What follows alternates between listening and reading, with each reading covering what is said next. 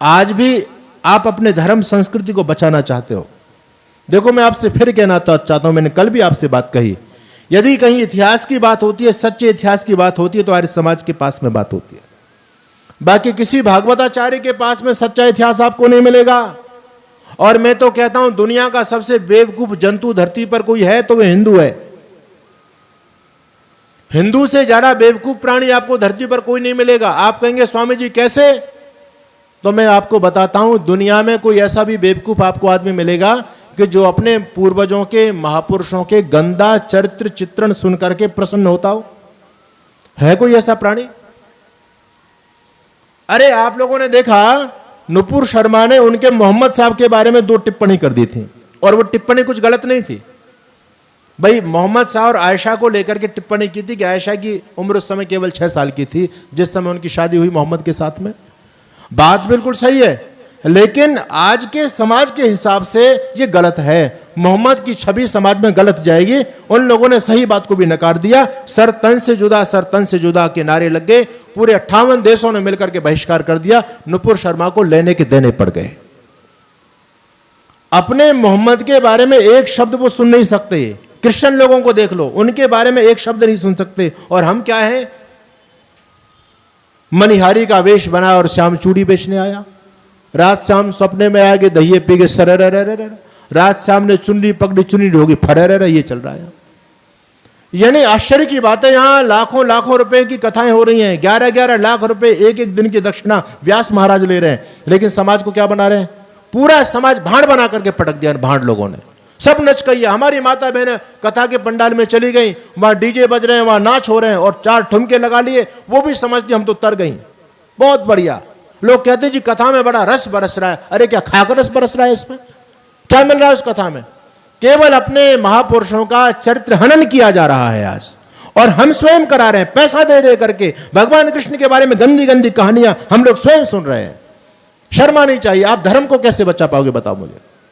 ये विडंबना है। मैं किसी का खंडन नहीं कर रहा हूं, लेकिन आप सोचिए हम कहां पर आकर के बोल रहे हैं। यदि ये चीजें आपने अपने सनातन धर्म से नहीं हटाई तो फिर आप किसी विदेशी विधर्मियों के प्रश्नों का जवाब नहीं दे पाओगे।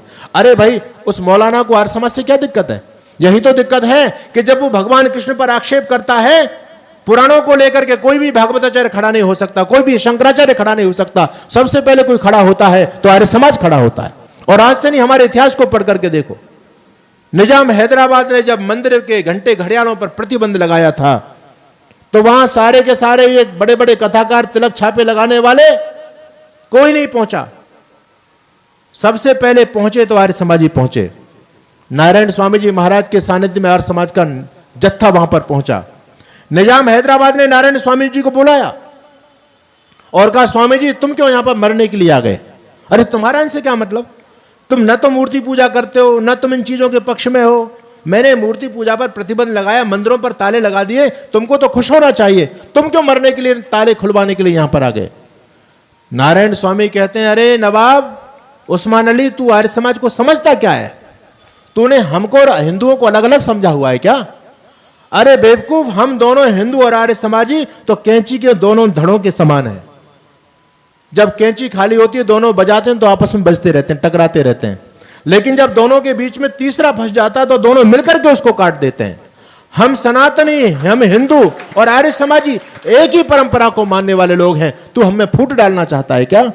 उस समय कोई भी नहीं पहुंचा था। उस समय आर्य समाज ने जाकर के आपके मंदिरों पर लगे ताले, घंटे घड़ियालों पर लगे प्रतिबंध को खुलवाया था। इस बात को लोग भूल जाते हैं। आर्य समाज के बारे में अनर्गल प्रलाप लोग करते रहते हैं।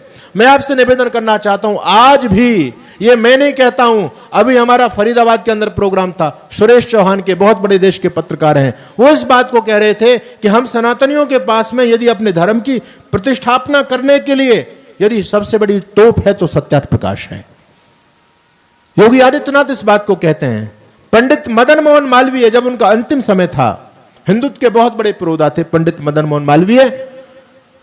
पंडित जी का जब अंतिम समय था तो लोग बड़े उदास, हताश, निराश उनके सामने खड़े हुए। लोगों ने कहा, पंडित जी महाराज, आप दुनिया से जा रहे हो। आपने पूरे जीवन में हिंदुत्व की लड़ाई लड़ी, काशी हिंदू विश्वविद्यालय की स्थापना की और अखिल भारतीय हिंदू महासभा के वो संस्थापक रहे। स्वामी श्रद्धानंद जी महाराज और पंडित मदन मोहन मालवीय ने मिलकर के आगरा के अंदर अखिल भारतीय हिंदू शुद्धि सभा की स्थापना की। लोगों ने कहा कि आपके जाने के बाद में हमारा रक्षक कौन होगा, हमारी रक्षा कैसे होगी, सनातन धर्म कैसे बचेगा। पंडित मदन मोहन मालवीय अपने तकिए के नीचे से पुस्तक निकालते हैं सत्यार्थ प्रकाश, और पंडित मदन मोहन मालवीय उस पुस्तक को दिखाते हुए कहते हैं, चिंता मत करो, जब तक धरती पर सत्यार्थ प्रकाश है तब तक दुनिया में तुम्हारा कोई बाल बांका नहीं कर सकता। कोई भी विदेशी विधर्मी तुम्हारे धर्म संस्कृति पर, महापुरुषों पर आक्षेप नहीं कर सकता। इस सत्यार्थ प्रकाश को संभाल के रखना, ये सौगात मैं तुमको देकर के जा रहा हूं। ये बात कही थी पंडित मदन मोहन मालवीय ने। और एक व्यक्ति ने मेरे से पूछा, पौराणिक कथाकार ने, ये गलत बात है। मैंने की गलत बात नहीं है, ये बात किसी आर्य समाज के विद्वान ने नहीं लिखी, बल्कि पंडित मदन मोहन मालवीय की जीवनी लिखी है। एक पौराणिक व्यक्ति ने, इलाहाबाद से वो पुस्तक छपी है, उसमें पौराणिक व्यक्ति इस बात को लिखता है। पंडित मदन मोहन मालवीय के अंदर सत्यार्थ प्रकाश को लेकर कितनी वेदना थी, कितनी टीस थी। तो मैं निवेदन आपके बीच में कर रहा था, आपका धर्म संस्कृति बचेगी। एक ही रास्ता है, आज भी यदि विधर्मी यदि किसी से भयक्रांत हैं तो आर्य समाज से, वो सिद्धांत हमारे पास में है। देखो, दो प्रकार की लड़ाई चल रही है समाज में। एक लड़ाई होती है शस्त्र की और एक होती है शास्त्र की। शस्त्र की लड़ाई का समय अब जा चुका है। आज वर्तमान समय में शास्त्र की लड़ाई का समय चल रहा है। शास्त्र की लड़ाई का मतलब समझ गए, विचारधाराओं की लड़ाई। आज विचारधाराओं की लड़ाई का समय चल रहा है। आप देखो ये कितना भयानक जहर है, ये कितना भयानक युद्ध है कि 7 समंदर पार से ईसाई आकर के अपनी विचारधारा को आप पर थोपना चाह रहा है। क्या मामूली बात है ये? और केवल थोपना ही नहीं चाह रहा है, उसके लिए अपनी पॉकेट को खाली कर रहा है। पूर्वोत्तर राज्यों में एक एक परिवार को 11-11 लाख रुपए देकर के वो लोग कन्वर्ट कर रहे हैं। आपके हरियाणा की स्थिति देख लो, हमारे महेंद्र जी बैठे हैं, यहां की स्थिति क्या है? पैसा दे दे करके लोगों को कन्वर्ट किया जा रहा है। वो लोग वहां से आ रहे हैं। अरे आप तो अपने घर 2 घंटे के लिए घर नहीं छोड़ सकते। यहां तो हाथ जोड़ जोड़ करके हमारी बहन जी कहती हैं, आपका बहुत बहुत धन्यवाद, आप आर्य समाज में पधारे, आपने बड़ा उपकार किया हमारे ऊपर। ये क्या उपकार की बात है? हम तो 2 घंटे घर से नहीं निकल सकते, वो तो 7 समंदर पार से घर परिवार बालक बच्चे छोड़ करके सब कुछ छोड़ करके आ रहे हैं, और अपने जो धन संपत्ति कमाई है उस धन संपत्ति को यहां आकर के बांट रहे हैं लोगों में। हम तो महाराज दान भी नहीं दे सकते। हमारी स्थिति तो बड़ी डामाडोल है। हम कैसे उनसे लड़ेंगे? मुसलमानों को, क्रिश्चियनों को गाली देना बहुत सरल है, लेकिन वो फैले क्यों और हम घटे क्यों, उन पर भी जरा चिंतन करना। जितना समर्पण उन लोगों में है अपनी संस्कृति के प्रति, अपने धर्म के प्रति, हम लोगों में उनका 10% भी नहीं है। जिस दिन हमारे अंदर भी ये समर्पण तैयार हो जाएगा, ये जज्बात हमारा भी जग जाएगा, उस दिन हमको विधर्मियों से खतरा नहीं रहेगा। हर मुसलमान जकात निकाल रहा है, हर मुसलमान जकात। आपके देवबंद के अंदर एशिया का सबसे बड़ा मदरसा चलता है। मैंने वहां के कुलपति से पूछा कि आप यहां लगभग 6500 विद्यार्थी रह रहे हैं, किसी से 1 पैसा नहीं लेते, ये इतनी बड़ी संस्था कैसे चलाते हो? कहते हैं, स्वामी जी हमारे यहां जकात निकालने की परंपरा है। जकात का मतलब होता है दान। और कहते हैं हम किसी के पास लेने नहीं जाते, हमको तो लोग यहीं ला करके परिवार के हर सदस्य के हिसाब से दे करके जाते हैं।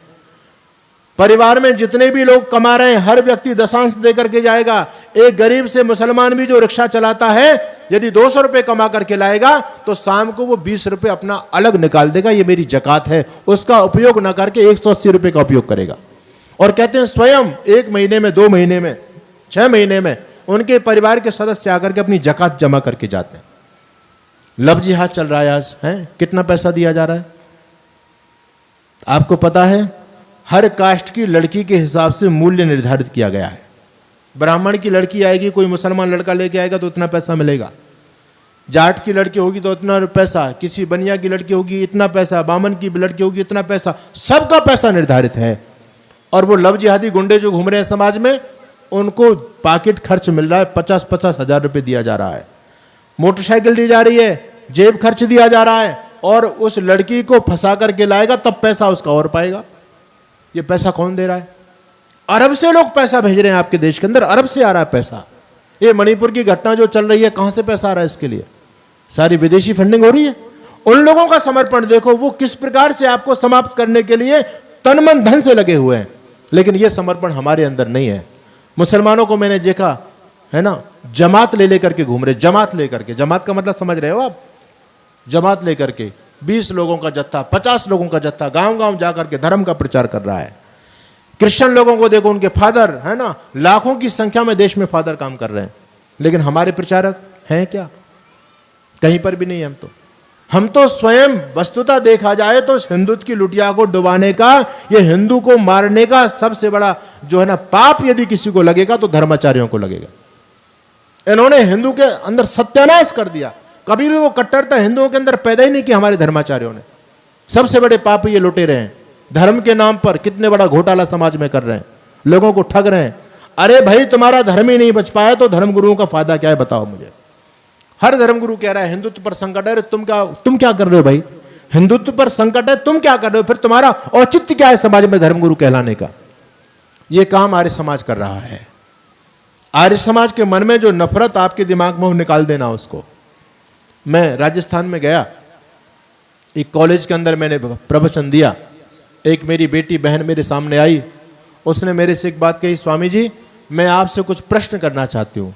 मैंने कहा बेटा पूछो, क्या पूछना चाहती हो? उस बेटी ने मेरे से एक बात और कह दी, कहती है ये मैंने प्रश्न बहुत सारे लोगों से किए हैं, लेकिन आज तक मेरे प्रश्नों का कोई ठीक जवाब नहीं दे पाया, मुझे संतुष्ट नहीं कर पाया। मैंने कहा बेटा ये तो संकल्प मैं भी नहीं ले सकता कि मैं तुमको बिल्कुल संतुष्ट कर दूंगा, लेकिन जितना मेरे पास में ज्ञान है, गुरु चरणों में बैठकर के जो कुछ पढ़ा है सीखा है, उसके अनुसार मैं आपके प्रश्नों का समाधान करने का प्रयास करूंगा। आप पूछो, क्या पूछती हो? उस बेटी ने हाथ जोड़ करके मेरे से क्षमा मांगी। आप मेरे पर गुस्सा मत होना, मेरे प्रश्न बड़े ऊट पटांग हैं। मैंने कहा कोई बात नहीं। उस बेटी ने फिर कान पकड़े, दोनों हाथ नीचे किए, आंखें बंद की, कहती है मैं अब की बार भगवान जी से क्षमा चाहती हूं कि भगवान जी बुरा नहीं मान जाए, ये प्रश्न मेरे भगवान जी को लेकर के मैं आपसे कुछ पूछना चाहती हूं। मैंने कहा पागल, ना तो भगवान बुरा मानने वाले ना मैं बुरा मानने वाला हूं, तू पूछ, तू क्या पूछना चाहती है? ध्यान देना, ये प्रश्न केवल एक ही बेटी के नहीं है। ये प्रश्न जो भी बेटी है वो चाहे कह नहीं पा रही है आपसे, यदि दिमाग से थोड़ा सा भी सोचती है तो हर एक बेटी के मन में वो प्रश्न पैदा होते हैं, हर बेटे के मन में प्रश्न पैदा होते हैं। वो कहती है स्वामी जी मैंने सनातन परिवार में जन्म लिया है, मैं हिंदू हूं, लेकिन आज तक मैं कृष्ण को हृदय से स्वीकार नहीं कर पाई, मैं कृष्ण को नहीं मानती हूं। मैंने घर वालों को बोला तो घर वाला मुझे धमका देता है, तू बड़ी नास्तिक हो गई, कृष्ण को नहीं मानती। लेकिन मेरे प्रश्नों का जवाब कोई नहीं देता। मैं कृष्ण को क्यों नहीं मानती हूं, इसका कोई मेरे प्रश्नों का जवाब ही नहीं दे पा रहा है। मैं कृष्ण को बिल्कुल भी नहीं चाहती, ना बिल्कुल मानती हूं। कृष्ण के प्रति मेरे दिल में नफरत है, नफरत। मैंने कहा ऐसा क्यों है बेटा? उसने कहा स्वामी जी मैं उस कृष्ण की पूजा कैसे कर सकती हूं जिस कृष्ण ने अपनी पत्नी के होते सोते अनेक महिलाओं के साथ में संबंध स्थापित किए। यह प्रश्न मेरा नहीं है, एक बेटी का प्रश्न है। यह कहती है भगवान कृष्ण की पत्नी का नाम तो स्वामी जी रुक्मणी था, और राधा जी कौन थी? खुद ही कहती है राधा जी कृष्ण जी की गर्लफ्रेंड थी। तो जब अपनी पत्नी है तो कोई गर्लफ्रेंड को रखना क्या ये धर्म का आचरण है? आज कोई पत्नी के होते सोते एक राधा जी को गर्लफ्रेंड को ले आए तो घर में उसको कोई टिकने देगा क्या? जब हमारे भगवान इस काम को कर रहे हैं तो भक्त भी करने लग जाएं तो फिर तुमको क्या दिक्कत है? क्या समाज इस आचरण को स्वीकार करेगा? कहती है स्वामी जी केवल अकेली राधा नहीं, कृष्ण जी के साथ में कुब्जा थी, गंगा थी, अनेक उनकी गर्लफ्रेंड थी, जिनको आप गोपिकाएं कहते हो ना, गोपिकाएं। हमारे पाखंडी कहते हैं भगवान जी की लीला है, भगवान जी की लीला। कोई इनके पास समाधान नहीं होता। आजकल के बच्चे कहते हैं लीला। अरे कृष्ण करे तो लीला और हम करे तो करेक्टर ढीला। यानी कृष्ण जो कुछ भी करे, कृष्ण चोरी कर रहे हैं तो कहते नहीं प्रश्न नहीं करते, भगवान जी की लीला है। कृष्ण गर्लफ्रेंड रखते हैं, गोपिका रखते हैं, बोले ये तो भगवान जी की लीला है। कृष्ण राधा को साथ में रखते हैं, बोले नहीं ये प्रश्न नहीं करते तो भगवान जी की लीला है, कोई पूछते नहीं है। वो जमाना जा चुका है। जब आप ये कहते थे भगवान जी की लीला है तो लोग भोले वाले होते थे, शांत हो जाया करते थे। लेकिन आजकल के बच्चे बड़े एक्सपर्ट हैं, वो इन चीजों से शांत होने वाले नहीं है। वो तो तबाक से जवाब देते, अच्छा ये क्या लीला है? फिर लीला हम भी शुरू कर दें तो फिर समाज क्या इस लीला को स्वीकार करेगा? एक तरफ भगवान कृष्ण गीता में कहते हैं यदि यदि आचरिति श्रेष्ठ तत्तद अनुवर्तते जना सयद प्रमाणम कुरते लोकस्तद अनुवर्तते। श्रेष्ठ व्यक्ति जैसा आचरण करते हैं सामान्य व्यक्ति उसको देख करके सीखते हैं। आप सोचिए कृष्ण हमारे आदर्श हैं। यदि कृष्ण चोरी करेंगे तो हमको क्या शिक्षा देंगे? कृष्ण यदि अनेक महिलाओं को साथ में रखेंगे, राधा को अपने साथ में रखेंगे तो हमको क्या शिक्षा देंगे? आप सोचिए। कृष्ण यदि लड़कियों का चीर हरण करेंगे तो हमको क्या शिक्षा देंगे? उस बेटी ने कहा कि कृष्ण का ऐसा चरित्र है स्वामी जी, मैं ऐसे कृष्ण को कैसे स्वीकार कर सकती हूं? मेरे कृष्ण के प्रति मेरे हृदय में लेश मात्र भी सम्मान नहीं है। मुनि तरुण सागर जी का नाम आप सबने सुना है, बहुत बड़े क्रांतिकारी संत थे। जयपुर में हजारों की उपस्थिति में आरएसएस के कार्यक्रम में, विजयदशमी के कार्यक्रम में मुनि तरुण सागर जी ने कहा था, अगर कृष्ण के चरित्र को जीवन में अपनाओगे तो सिर पर इतने जूते पड़ेंगे, एक बाल भी नहीं बचेगा। बड़े बड़े मठाधीश बैठे, कोई प्रतिकार नहीं कर पाया। मुनि तरुण सागर बोल करके चले गए, अखबारों ने छाप दिया। ये वेदना यदि किसी को है तो आर्य समाज को है। ऋषि दयानंद को पढ़ो। ऋषि दयानंद कहते हैं कृष्ण का जीवन अति उत्तम है। उन्होंने जन्म से लेकर के मृत्यु पर्यंत एक भी निंदित कर्म नहीं किया, लेकिन इन नचकैये भाणों ने, भागवताचार्यों ने कृष्ण को कितना गंदा चरित्र चित्रण समाज में प्रस्तुत किया है। ऋषि दयानंद की वेदना को देखो। स्वामी दयानंद कहते हैं, भागवत बनाने वाले, यदि तू अपने मां के गर्भ में मर गया होता तो अच्छा होता, और गर्भ में नहीं मर पाया तो जन्म लेने पर मर जाता तो भी अच्छा था। कम से कम हमारे कृष्ण की बदनामी तो नहीं होती। जो ऋषि दयानंद और उनका लगाया पौधा है आर्य समाज, कृष्ण को इतना बड़ा सम्मान देता है, उसी पर आज आरोप लगाया जाता है कि आर्य समाज के लोग कृष्ण को नहीं मानते। ये षड्यंत्र चल रहा है धरती पर। आपका धर्म सनातन बचेगा तो ऋषि दयानंद के झंडे के नीचे आकर के बचेगा। मैं आपसे ये कहना चाहता हूं, और मेरा ये चिंतन नहीं है, सभी महापुरुषों का चिंतन है। तो आप आर्य समाज को समझें भाई। सत्यार्थ प्रकाश को सबको पढ़ना है। 3 पुस्तक हर हिंदू को अपने घर में रखनी चाहिए। एक पुस्तक है सत्यार्थ प्रकाश, शेष चर्चा में फिर करूंगा। समय की सुइयां ठीक समय पर पहुंच चुकी हैं, अतिक्रमण नहीं करूंगा। आप लोग जितने भी आए, आप सभी बधाई धन्यवाद के पात्र हैं। मैं ये आपसे ये कहना चाहता हूं, ये सत्संग में आप आओ, ये दिमाग से निकाल देना, ये आर्य समाज का सत्संग है। आर्य समाज को आप समझो कि आर्य समाज है क्या। अब तक आपने आर्य समाज को पता नहीं क्या क्या समझा होगा, लेकिन मैं इस बात का अभिमान नहीं करता, मैं इस बात को बहुत कॉन्फिडेंस के साथ में कहता हूं। आप 3-4 दिन तक आप आर्य सत्संग में आओगे, मेरा दावा है आप आर्य समाज के पॉजिटिव होकर के जाओगे। आप समझो कि आर्य समाज है क्या। आर्य समाज है तो हम हैं, तुम्हारे सनातन धर्म का रक्षक कोई है तो आर्य समाज है। ये थोड़ी सी चर्चा मैंने आपके बीच में की। फिर निवेदन करूंगा, बच्चों को जरूर साथ लेकर के आना। जो भी लोग बच्चों को लेकर के आए उनका बहुत बहुत धन्यवाद। ज्योति जी का, मोहित जी का बहुत बहुत धन्यवाद। हमारे संदीप जी का धन्यवाद। 1-2 और बहन लेकर के आइए बच्चों को, आप लोग भी लेकर के आइएगा। सभी को बहुत बहुत शुभकामनाएं, बहुत बहुत आशीर्वाद।